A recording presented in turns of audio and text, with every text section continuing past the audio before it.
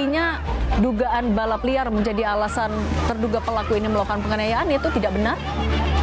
Oh, itu tidak benar. Tidak benar. Ya, tidak benar. Kami minta ini hukuman seberat-beratnya.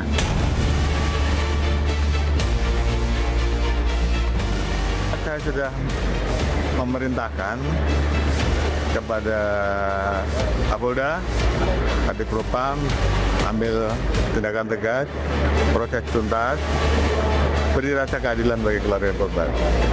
Dan saya minta informasinya, prosesnya transparan. Pasukan khusus yang ditujukan untuk kepentingan khusus ya. Jadi tarik semua pasukan BRIMOB dari urusan-urusan dengan masyarakat ya.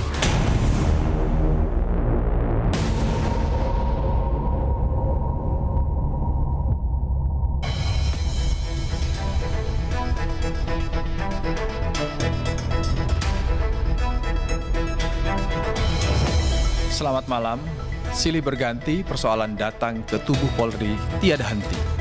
Tim reformasi pun tak cukup satu, ada bentukan internal Polri dan Presiden. Setelah Kapolres di Bima terlibat narkoba, ada pelajar meregang nyawa karena ulah anggota BRIMOB di Tual, Maluku. Pelajar tewas di Tual, jalan terjal reformasi Polri. Inilah Satu Meja The Forum malam ini bersama saya, Yogi Nugraha. Dan sudah hadir di studio Kompas TV malam ini Pak Yusuf Warsim, Komisioner Kompolnas. Selamat malam Pak Yusuf. Selamat malam Bapak Ibu dan penonton Kompas TV dimanapun. Terima kasih sudah hadir. Ada Mas Muradi, malam nih pengamat kepolisian yang juga guru besar politik dan keamanan Universitas Padjadjaran Bandung sekaligus penasihat senior di Lab 45 Jakarta ya. Oke, selamat malam, terima kasih sudah hadir. Ada juga Ibu Sulistiawati Rianto, Guru Besar Fakultas Hukum Universitas Indonesia. Selamat malam, terima kasih sudah hadir. Dan last but not least ada Pak Arianto Sutadi, staf ahli Kapolri, yang nampaknya makin pusing aja nih Pak. Terima kasih. Selamat malam, Pak. Terima kasih undangan.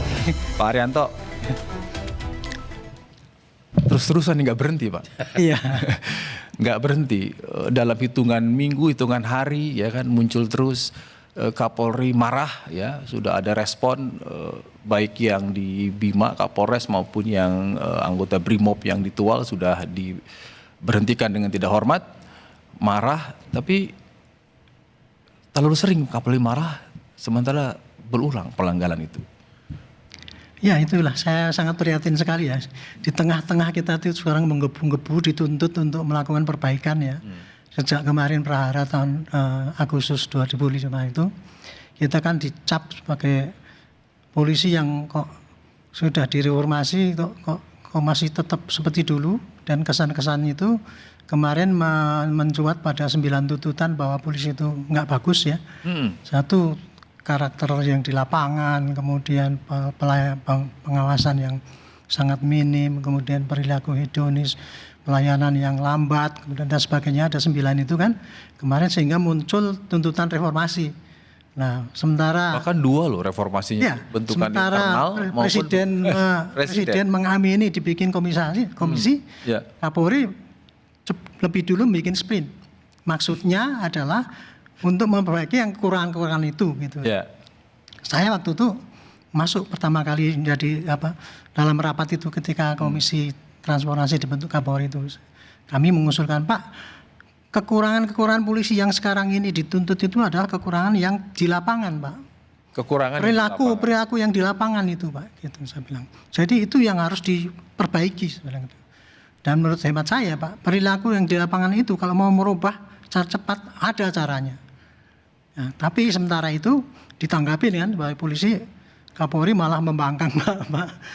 Katanya membangkang perintah Pak Presiden kan gitu kan. Dan disampaikan di Komisi 3 kan. Ya, padahal Pak Kapolri maksudnya adalah justru beliau itu sinergi menyambut Pak Presiden mau bikin perbaikan polisi, maka polisi akan berbagi lebih dulu lah sehingga nanti kalau komisi itu terbentuk, kita memberikan saran inilah kira-kira yang kita lampaui gitu. Jadi kemarin selama 3 bulan itu kita mencoba melakukan crash program namanya, quick win ya, yang tujuannya adalah untuk mengantisipasi 9 tuntutan yang dituntut oleh masyarakat sipil itu kan ada 9. Ya, ada 9. Satu pelayanan yang lemah, kemudian pelayanan yang buruk masih banyak. Dan itu dijawab tertulis di tim reformasi internal kan? Ya, dan itu kemudian tim yang 52 orang itu menyusunlah konsep-konsep itu. Sayangnya sekarang ini di internal sendiri itu ada kendala, ada perbedaan antara cara untuk melakukan perubahan cepat itu. Oke. Di satu sisi masih konseptual, jadi harus mentalitasnya harus tingkatkan, pemahaman itu mengenai democratic policing ditinggikan gitu. Padahal kan orang yang di lapangan itu kan nggak sempat baca-baca buku yang setebal ini, sehingga kita usulkan mestinya Pak dibikin suatu petunjuk yang jelas dan bisa dipedomani anggota di lapangan dan kemudian dilakukan pengamatan yang Artinya solusi substantif dari tim internal reformasi Polri belum ada menurut sudah ada Pak, sudah ada, tapi bisa di satu sisi menekankan pada konsep-konsep yang tertulis gitu kan, didistribusikan ke bawah gitu. Oke. Polisi demokratik. Tetapi tunjuk langsung yang taktis itu kepada anggota di lapangan sampai sekarang sayangnya belum sampai itu Pak. Sehingga sementara Pak Kapolri sudah mimpin ikrar ya, kemarin ikrar bahwa polisi supaya menjadi polisi yang bagus itu, tapi di lapangan belum pernah dengar kan. Nah, dilalah selama 3 bulan ini berturut-turut Pak yang kelakuan-kelakuan yang mencoreng polisi muncul itu, lagi di lapangan. Jadi itulah menurut saya sih prihatin sekali. Tapi intinya bagi saya itu gelora untuk merubah transformasi polisi itu belum sampai pada yang terdepan. Substansi, Sehingga mereka frontliner. tidak berusaha memperbaiki diri, masih ikutan yang lama-lama itu. Oke. Pak Muradi, kan Pak Arianto mengatakan sudah dilakukan, sudah ada upaya. Terus di 2 kasus yang tadi saya sampaikan bahwa Kapolri pun merespon dengan cepat, sudah di PTDH, bahkan yang di Kapolres Bima itu sudah akan berlanjut proses hukum. Kalau Anda melihat ini akan berulang lagi, ujungnya akan sampai pada publik, oke, ini akan menjadi tanda-tanda perbaikan Polri, atau seperti kasus-kasus sebelumnya akan berulang dan berulang? Ya, saya kira ada 4 hal Mas Yogi. Yang pertama ini menyangkut soal dalam kan gini, polisi kita itu kan masih ada culture militer ya. Dia akan melihat sebagai vertikal ke atas.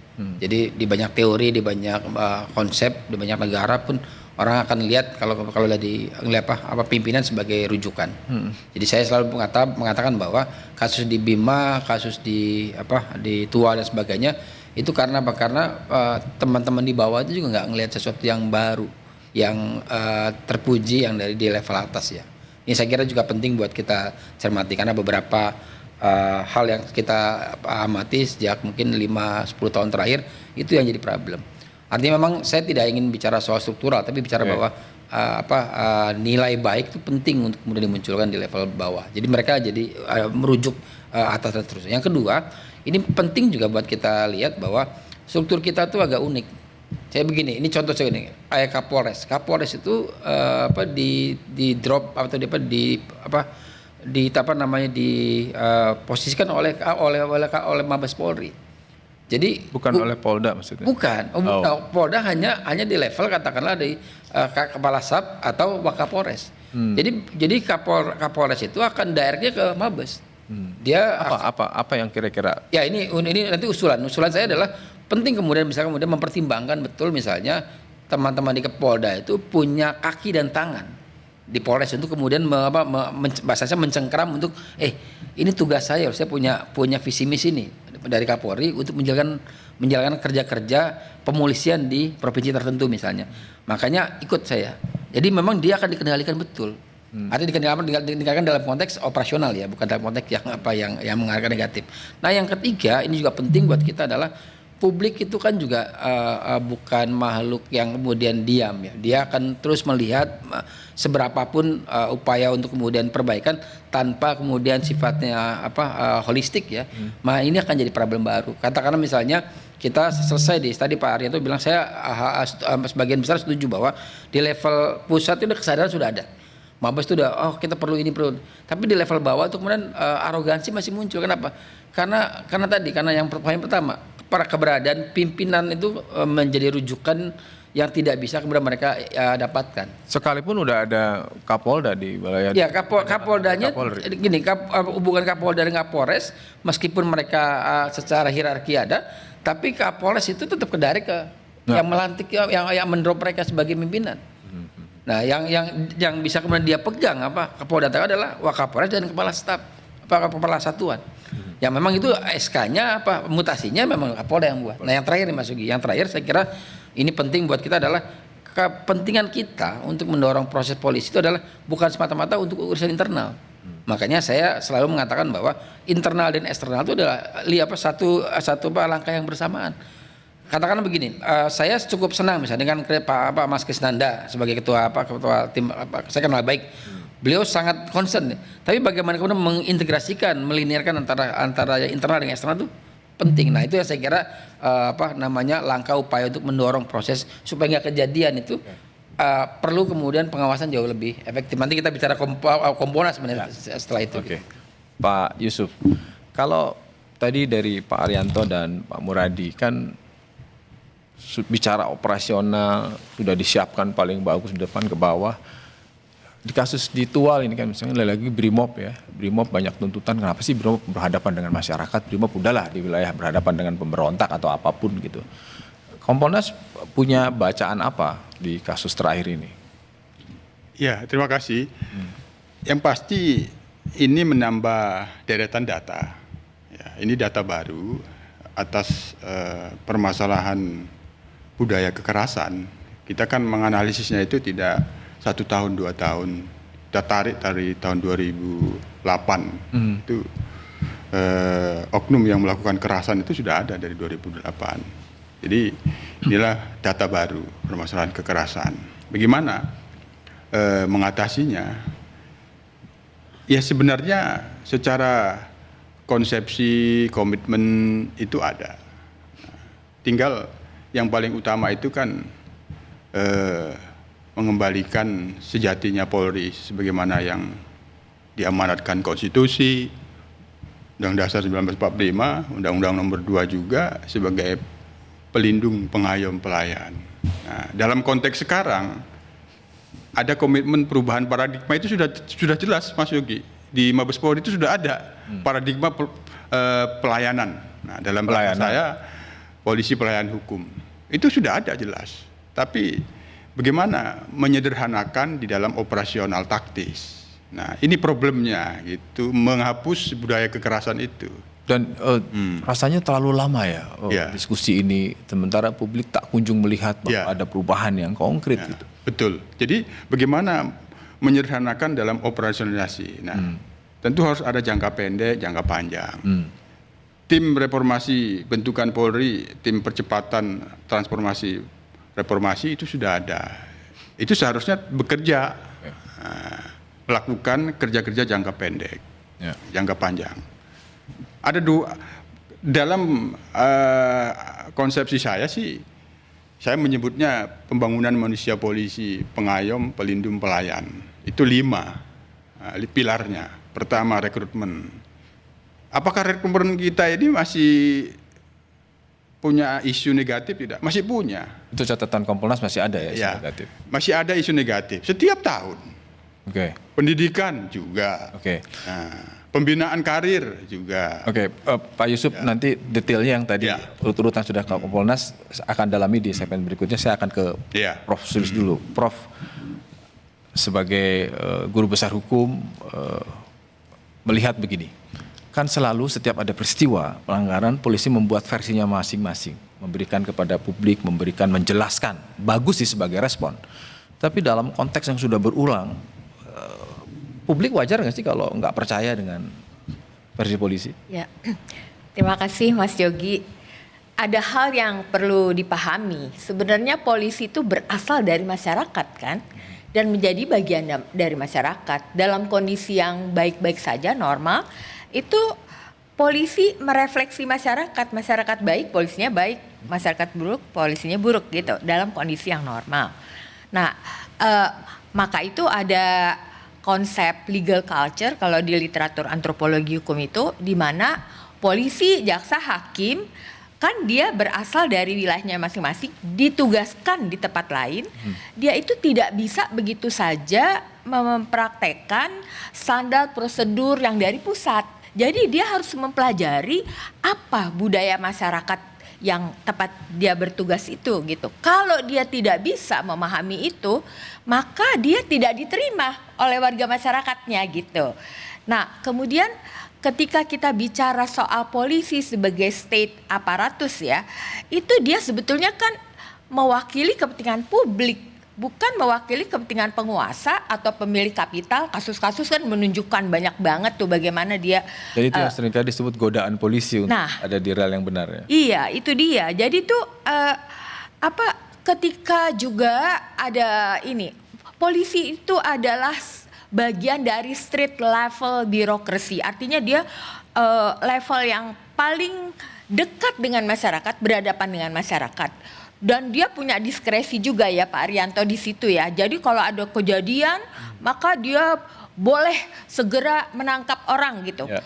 Itu pun sebenarnya harus untuk kepentingan publik. Disitulah polisi harus paham betul dia itu siapa, posisinya seperti apa gitu. Tentu dia berada dalam ketegangan-ketegangan, tapi prioritasnya itu harus kepentingan publik. Karena memang secara konstitusional kan salah satu fungsinya adalah mengayomi masyarakat. Itu yang harus polisi pahami betul-betul, dan itu sebetulnya harus terrefleksi di dalam pendidikan, materi-materi pendidikannya gitu, yang saya kira kurang banget diakomodasi. Tapi kenapa ya selalu menemukan jalan buntu sepertinya gitu loh, nggak ada kunjung perubahan. Mulai dari mana itu Prof sebetulnya? Dan sampai kan rasanya nggak kurang lah orang-orang pintar di Indonesia ini. Tapi kenapa selalu berurang di polisi? Jangan dijawab dulu Prof, Satu Meja akan kembali setelah yang satu ini.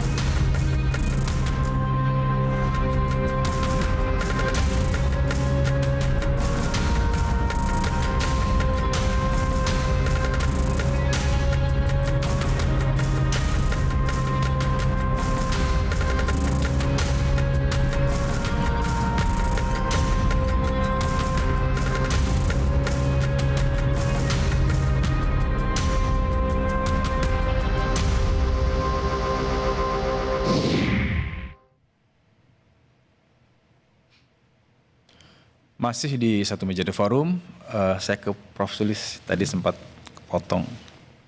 Ada masukan, ada cara yang paling jitu, ada banyak. Tapi Polri selalu jadi sorotan publik. Ya. Tidak satu-satunya lembaga, tapi paling tidak Polri diharapkan.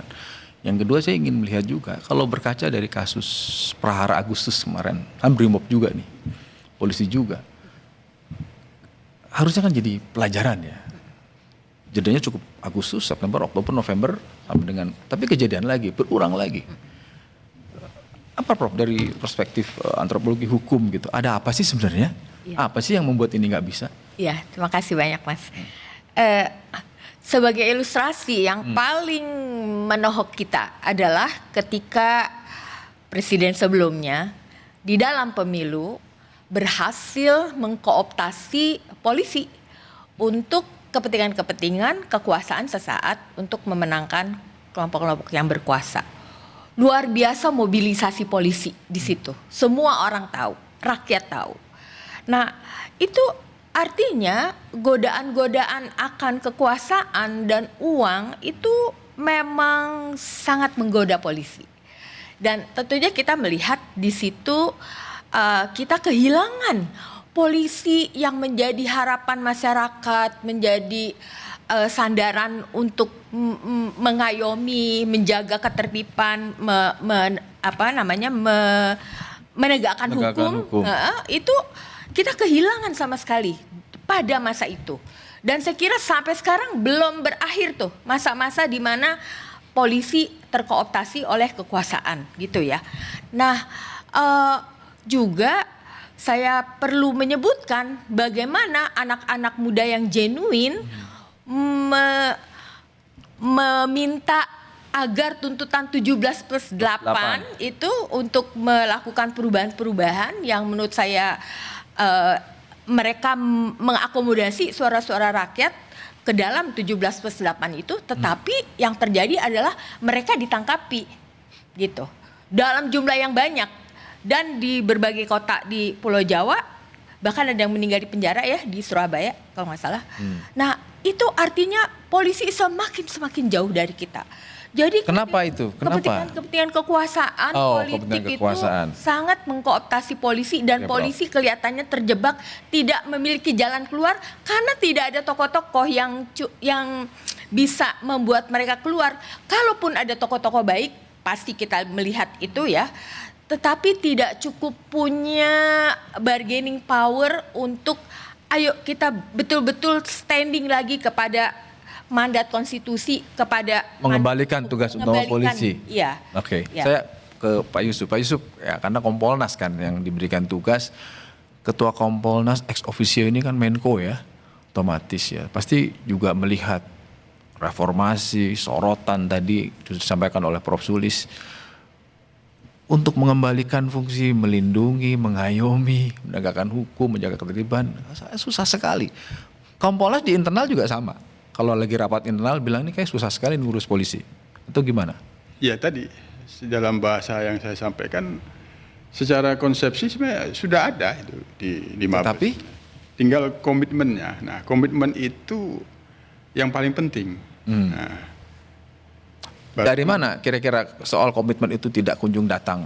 baru Problem konsistensi. Nah, komitmen itu sambungannya adalah konsistensi. Nah, komitmen membuat yang di bawah ini paham bagaimana. Ya. Kalau sudah terjadi seperti ini kan misalnya kembali ke sekolah aja lagi. Kembali ke sekolah. Iya, menjadi disekolahkan lagi kan begitu. Menjadi pelindung itu sebagaimana. Di tengah kompleksitas persoalan Ya. ancaman kejahatan, rawan kejahatan, Ya, itu sekolah dalam konteks apa kira-kira pengaturannya? ya ini kan secara simbolik artinya sekolah itu kan dipahamin mendidik kembali. Nah, dalam hari-harinya yang mendidik itu siapa? Dalam hari-hari anggota polisi ini, Pak Arianto pasti sudah paham. Itu pimpinannya. Nah, maka komitmen pimpinan, komitmen setiap pimpinan, baru dia konsisten. Bagaimana menghapus budaya Setiap militer pimpinan di- memberikan teladan gitu. Betul. Oh, ini yang tidak. Iya. Anda bilang tidak. Iya, muncul. iya. Inilah yang masih belum masif menjadi teladan. Oke, saya ke Ya. Pak Arianto ya. Pak sebagai staf ahli Kapolri, ini ternyata dari tadi kita putar-putar diskusi ternyata soal teladan, Pak. Jangan-jangan itu yang dimaksud itu Pak Arianto. kunci. Ya. Saya ingin menyampaikan ya tadi, kenapa kok polisi ini seperti itu sekarang itu ya. Saya tidak Kenapa, melihat Pak? seperti Ibu yang belakangan ini saja. Saya melihat, saya menjadi polisi tahun 71 Pak. Ya. Mulai dari pangkat barada, paling terendah. Dan ketika saya masuk itu Pak, saya kaget karena begini, saya pikir ya, polisi itu kan, wah sebagai ini ya, pelindung masyarakat apa. Oh, saat gitu Bapak kan. menjadi Gitu masyarakat masuk. biasa melihat polisi. Iya, saya pikir kan gitu, penegak hukum dan sebagainya. Tetapi setelah saya masuk, saya di pendidikan, kebetulan saya Pak, di pendidikan selama 6 bulan itu saya bisa lulus terbaik Pak. Saya tidak membanggakan diri, tapi saya menguasai hukum, pemahaman apa ajaran-ajaran yang disampaikan oleh polisi itu ya, mulai dari profesional sampai pembinaan mental dan keterampilan, itu saya paling menguasai dibandingkan dengan yang lain kan. Nah, dengan modal seperti itu, saya kan begitu masuk tugas, kok enggak seperti itu gitu. Oh, berbeda. Iya gitu. Jadi itu polisi itu ya, saya dididik 6 bulan kemudian dikasih diskresi tadi. Jadi bayangkan Mbak, saya hanya dididik 6 bulan, kemudian dikasih kewenangan di lapangan, bisa nangkap orang, bisa memenjarakan waktu itu ya, waktu itu KUHP belum ada. Kemudian bisa memutus seperti hakim kan seperti itu. Itulah polisi sesungguhnya yang ada di lapangan itu Pak.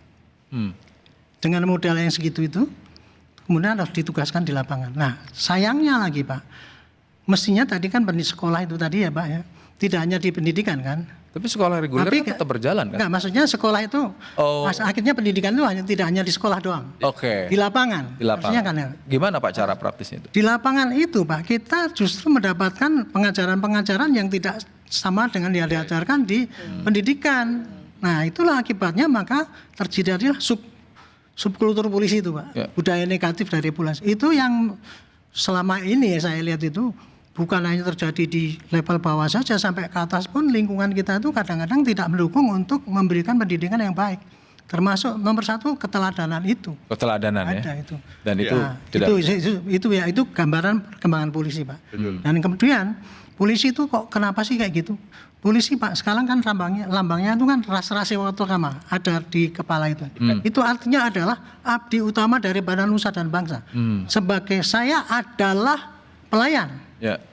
Itu kan. Itu mestinya kan dihayati. Dan di setiap pendidikan di level bawah sampai tengah sampai atas pun itu tetap dikasih. Cuman pemahaman seperti itu Pak, itu kemudian kemarin menjadi pudar ketika kita di bawah ABRI. Oke. Dulu kan kita sebagai abdi utama, kemudian sebagai penegak hukum dan Kamtipmas. Nah, ketika kita di bawah ABRI, yang diutamakan, yang didulukan adalah penindakan kan gitu. Keteladanan. Selama 32 itu kita di bawah ABRI, tercetaklah kita menjadi militeristik. Militeristik. Jadi tidak mengayomi tapi tidak berlaku baik dengan orang. Tidak Nah, civilian kemarin police. kembali reformasi pertama kali itu mengubah ABRI menjadi sipil. Nah, itu sampai sekarang itu tuh masih belum bisa hilang. Buktinya manggil dan siap gitu. Saya enggak, itu contoh gitu ya. Nah, tapi yang terakhir yang saya ingin sampaikan Pak, sayangnya itu ya pembinaan untuk menjadi abdi utama daripada masyarakat itu kurang intensif di langkah polisi. Karena apa? Satu, karena pengawasan di lingkungan itu lemah sekali. Pengawasan lemah, tidak ada Kenapa teladan. pengawasan lemah? Karena atasannya yang menjadikan sarana untuk pengawasan yang paling bagus itu tidak jalan karena atasannya pun kurang baik. Oke. Itu yang terjadi. Jadi Jadi teladan, ya. karena pengawasan yang sangat lemah inilah maka kemudian ya akhirnya seperti ini. Oke. Polisi sekarang waktu saya masuk dulu cuma 50.000, sekarang udah 500.000. Baik.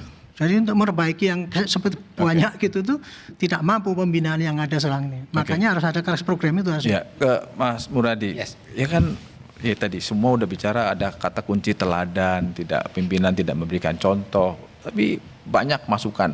Termasuk juga reformasi ada dua versi loh. Ada internal, ada bentukan presiden, sorotan publik, media nggak kurang-kurang. Ini munculnya reformasi inisiatif ini sekedar untuk menurunkan tensi protes dari masyarakat atau apa? Tapi jangan dijawab dulu. Kita akan kembali setelah yang satu ini. Tetaplah di Satu Meja The Forum.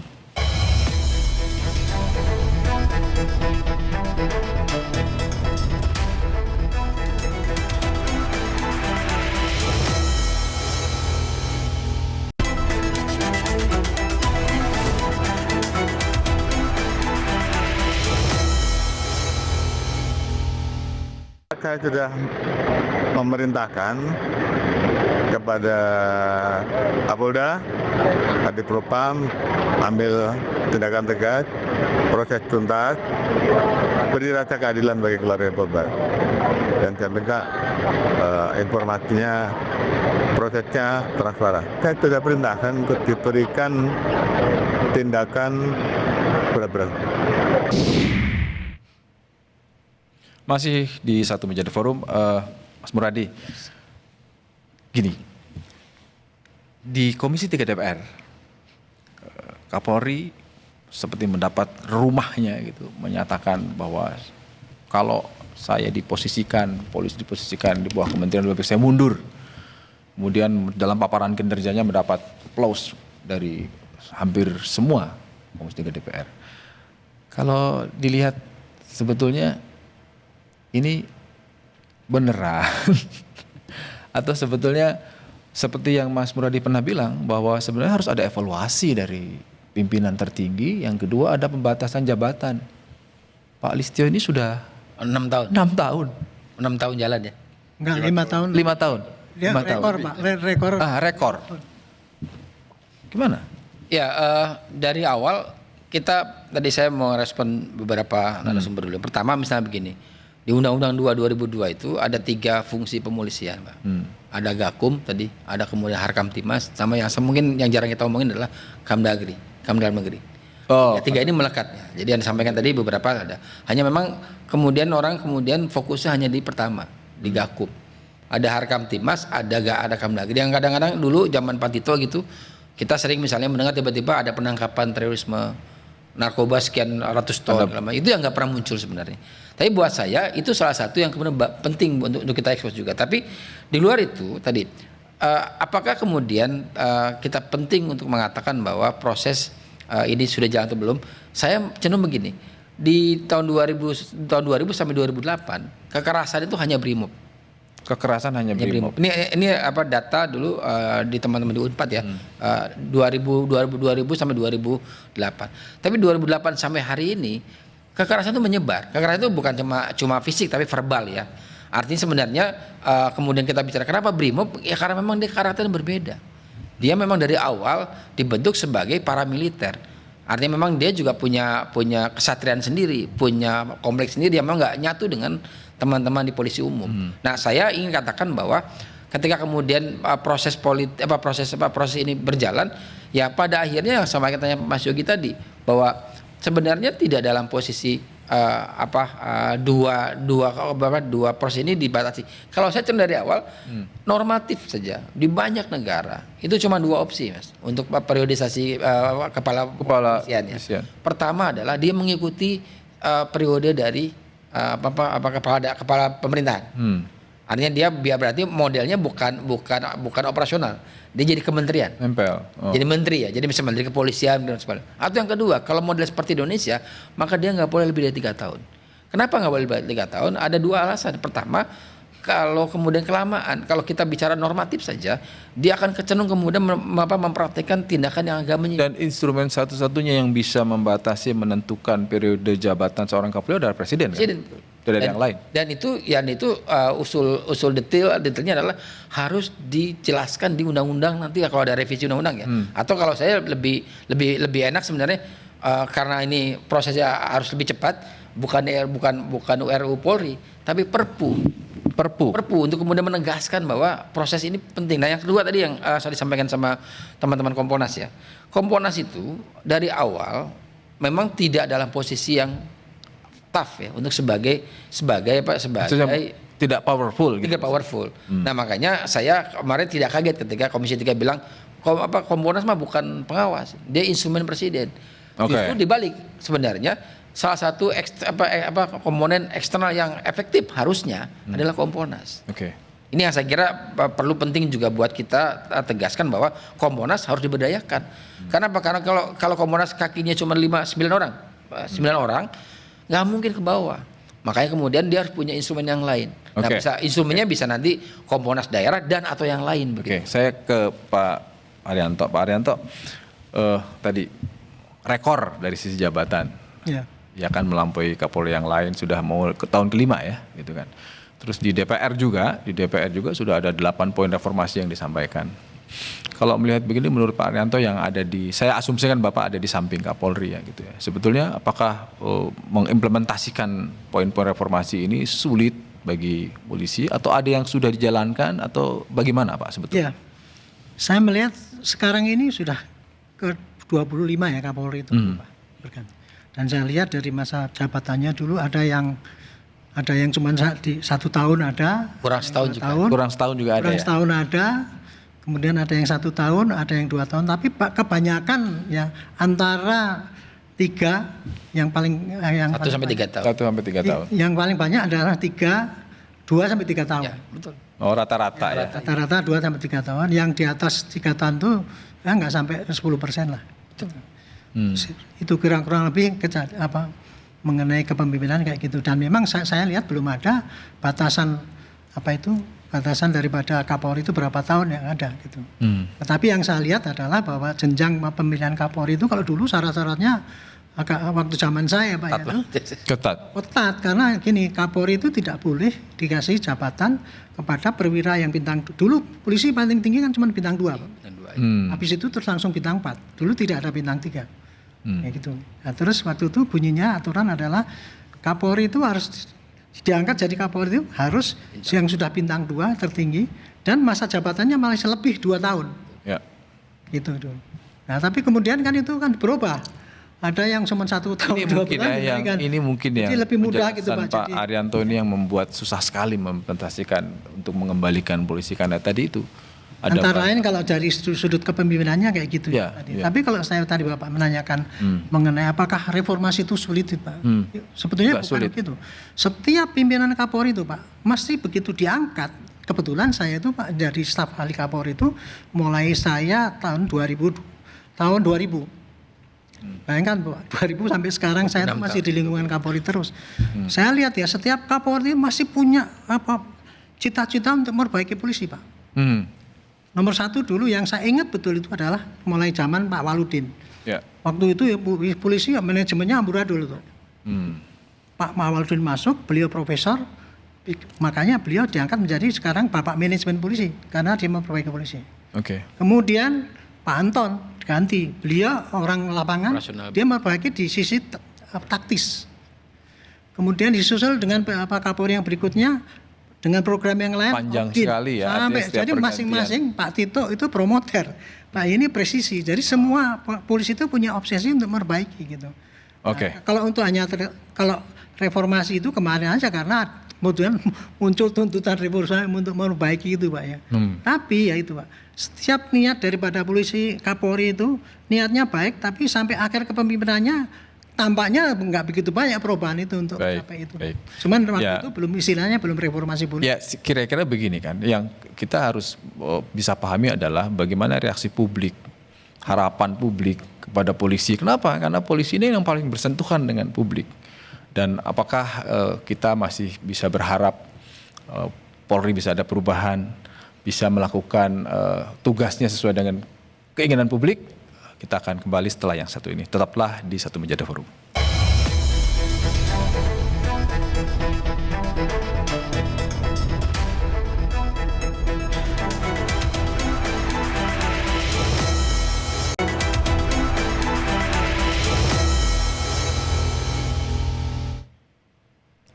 Masih di Satu Meja Forum, Prof. Sulis masih punya harapan harus dong.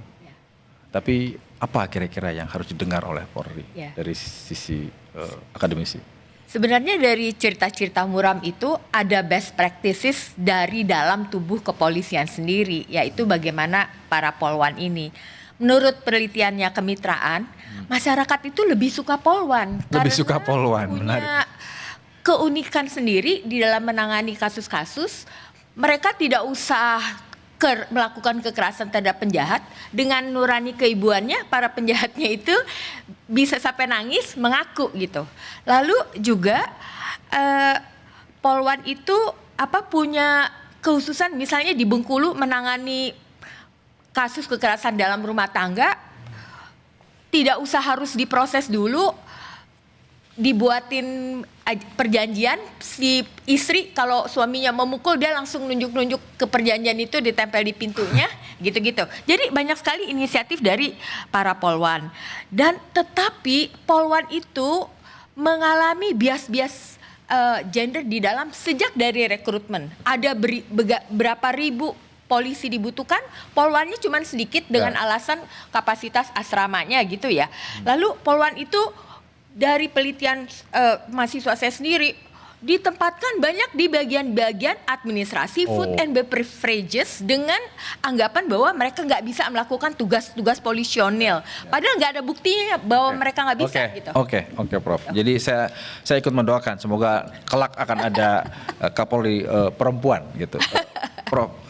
Muradi, masih ada jalan, masih ada untuk bisa mengembalikan. Kita kalau kita range 1 sampai 10 ya. Iya. Polisi kita itu tidak lebih buruk ya. Banyak yang lebih buruk dari itu. Oh ya? Ya, kita rate-nya adalah 6-7 lah. 6-7 Ya, artinya dari skala 1 sampai 10. Relatif masih bisa lebih baik. Nah, banyak yang mungkin di bawah itu, ada 5, 4 dan sebagainya. Artinya memang saya untuk konteks isu yang tema hari ini saya kira ada 2 hal, Mas. Pertama, pertimbangan betul misalnya soal dropping untuk Kapolres itu juga melibatkan Kapolda. Kapolda, Artinya kalau bisa beliau merekomendasikan supaya apa? Supaya ada bonding di situ. Karena selama ini Kapolres dengan Kapolda itu bisa direct ke atas. Karena yang ngedrop mereka jadi Kapolres itu bukan Kapolda. Tapi SDM dan sebagainya. Itu poin pertama. Yang kedua, tadi soal keteladanan. Saya kira yang disampaikan Prof. Sudi, saya setuju. Hanya memang kita ngelihat kasus Tual itu dua hal yang berbeda. Tual itu memang karakter Brimob itu ya begitu, paramiliter. Memang yang paling penting bagaimana kemudian mereka bisa. Artinya Anda setuju kalau Brimob itu ditarik dari urusan-urusan kemasyarakatan, dia udah taruh aja di. Sudah begitu sebenarnya. Kalau kita mau lihat, karena kalaupun kita bisa manajemen keramaian ya, crowd management itu, Brimob itu adalah lapis yang keempat. Jadi kan sekarang sudah ada beberapa penyelenggara sampai pada level itu udah yang keempat. Meskipun yang terjadi di Tual adalah dia ada di seharusnya kan di wilayah. Iya, dia kan ada di Kesatrian tuh, Pak. Kesatrian itu ada komplek Brimob yang agak terpisah memang. Karena dia ada banyak hal ya. Artinya sebenarnya saya memahami betul. Tapi tadi bahwa perlu ada penegasan sikap dari pimpinan saya kira penting. Kenapa? Karena konteks untuk menjaga, memberikan stimulasi mereka supaya lebih baik itu saya kira tanggung jawab pimpinan. Karena tadi sampaikan tadi teman-teman Komponas bahwa pimpinan dalam konteks polisi itu menjadi subculture, sesuatu yang kemudian membentuk karakteristik dan perilaku dan termasuk juga kinerja begitu. Baik. Pak Yusuf, Kompolnas masih semangat. Yang tadi dibilang tidak powerful, tapi kemudian publik berharap bahwa ada perbaikan juga, salah satunya dari Kompolnas. Ya, kami terus bekerja tentu membantu Presiden dan kami juga selalu memberikan saran dan masukan. Nah, untuk saat ini yang paling penting keyakinan publik itu yang harus diberikan. Nah, ini jangka pendek. Semua pimpinan Polri itu memberikan keyakinan itu. Setidaknya seluruh Polda, seluruh Polres merespon setiap ada peristiwa seperti ini. Kadang-kadang kan seolah-olah nggak nyambung gitu kan. Yang di sini terjadi seolah-olah di sana cuek-cuek aja gitu. Oleh karena itu seluruh Polda, Polres, Kapolsek menunjukkan komitmen dan konsistensi jangka pendeknya bahwa peristiwa yang ada di Tual itu kami yakinkan tidak terjadi dan tidak terulang lagi. Pimpinan ini sangat penting karena anggota itu kalau kita tanya selalu arahan pimpinan. Maka peran pimpinan untuk memastikan jangka pendek kepercayaan masyarakat pulih, keyakinan masyarakat bangkit kembali. Yang kita harapkan masyarakat itu, kami dari Kompolnas tidak membenci polisi, tapi merindukan polisi yang pengayom, pelindung, dan pelayan. Oke. Terima kasih Pak Yusuf. Pak Arianto. Check and balances. Pak Arianto, supaya publik masih punya harapan, supaya publik masih boleh mencintai polisi. Bukan saya ingin sampaikan ya, saya ini 14 tahun di lingkungan Kapolri, Pak, sebagai staf ahli maupun penasihat ahli. Setiap Kapolri itu pasti begitu naik itu, Pak, beliau pasti melihat, wah polisi dalam keadaan buruk, maka saya akan perbaiki. Ya, semuanya gitu kan? Semua semangatnya tinggi gitu, Pak. Nah sekarang kalau kebetulan Pak Sigit ini, kebetulan ketiban sampur karena apa? Ada peristiwa kemarin 25 Agustus itu, sehingga itu dianggap polisi terpuruk kan gitu kan, dengan ada 9 poin tuntutan untuk perubahan itu. Makanya itu kemarin, padahal Pak itu sudah mengatakan pakai presisi kan, presisi itu kan suatu yang ideal gitu ya. Tapi kenyataannya kayak gitu. Kemarin dengan ada 9 tuntutan itu sudah bikin crash program, maksudnya untuk memperbaiki yang 9 itu. Itu. Pelayanan. Tapi sayangnya Pak, getaran daripada perubahan ini baru dari pusat. Pak Kapolri kemarin memimpin ikrar mau jadi, ikrarnya begini Pak. Kami akan menjadi abdi utama gitu. Tapi kan ikrar itu hanya di pusat, di bawah nggak tahu Pak. Hanya jargon berhenti di pimpinan. Terbukti dengan itu. Maka kalau saya sih menyarankan ya, gebrakan itu harus sampai ke bawah. Dan kemudian pengawasan kalau sekarang ini untuk merubah yang ini menurut saya sih lebih mudah sebetulnya, karena yang di lapangan itu yang harus dirubah dengan cepat. Disertai dengan keteladanan dari pimpinan dong, Pak. Caranya banyak, Pak. Caranya nomor 1 keteladanan. Singkat aja. Pengawasan yang ketat, tindakan yang betul-betul menimbulkan efek deteran, dan impunitas itu tidak ada. Dan terakhir untuk menjamin masyarakat percaya bahwa polisi itu mau baik, saya menyarankan terapkanlah fakta integritas di setiap kesatuan wilayah. Bunyinya gini, saya diangkat jadi pimpinan sini, kalau 3 bulan ini tidak lebih baik, saya diganti. Oke, Itu clear, berikan konkret. jaminan. Ya, terima kasih Pak Arianto, terima kasih Prof. Sulis, terima kasih Prof. Muladi, terima kasih Pak Yusuf. Semoga polisi lebih baik lagi.